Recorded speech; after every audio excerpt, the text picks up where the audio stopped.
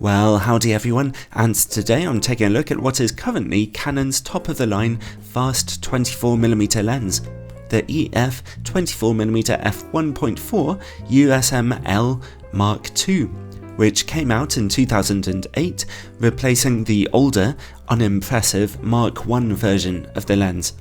Like all of Canon's L lenses, it's designed to work on full-frame or APS-C digital SLR cameras, or mirrorless cameras with an adapter. It costs a little over £1,000 or around $1,500 US, a pretty huge amount of money, especially considering it faces stiff competition from Sigma and Samyang. I'll compare them a bit later on. Subscribers to my YouTube channel have probably noticed by now that I have a bit of a thing for wide-angle lenses with fast apertures. I love those dramatic images. On a full-frame camera, 24mm is a very wide angle, giving you very slightly stretched corners and pushing your subject slightly away from you, emphasizing your background. On an APS-C camera, this is the full-frame equivalent of a 38mm lens, a very useful standard wide angle. On either kind of camera, you'll get tons of use out of it. And f1.4, of course, is an extremely wide aperture, letting in tons of light and giving you notably out of focus backgrounds, if you're at least a little bit close to your subject. Awesome. This lens does not feature image stabilization though. Let's see about build quality. The lens is actually a little bigger and heavier than you might imagine, being quite solid and weighty and made of very high quality plastics. It's based on a metal lens mount with a weather sealing gasket. The focus ring turns very smoothly and you can use manual focus at any time. The USM autofocus motor is very fast and quiet and very accurate. The front of the lens has a 77mm filter thread and it comes with quite a deep lens hood. All in all, build quality is pretty much simple and perfect.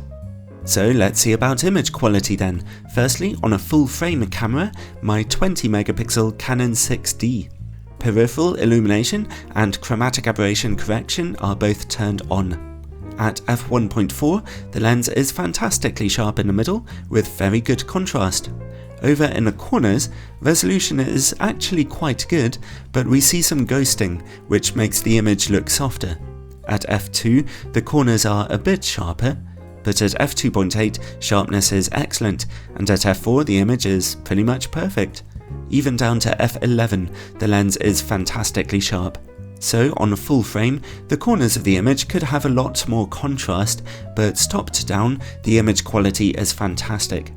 Okay, let's see how it performs on an APS-C camera, my 24MP Canon EOS M3. At f1.4, the image quality is just a touch soft in the middle, with slightly lower contrast. The corners of the image are noticeably soft. There's an improvement at f2 in the corners and back in the middle, and at f2.8 the resolution is spot on. The corners though are still struggling a bit.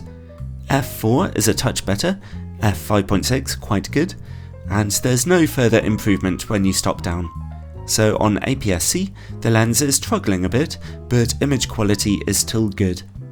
Alright, vignetting and distortion on a full frame camera. Distortion is very low indeed for such a wide angle lens. At f1.4 though, vignetting is dreadfully bad.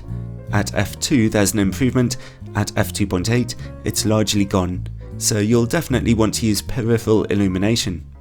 The lens can focus as closely as about 23cm, not bad for a wide-angle lens.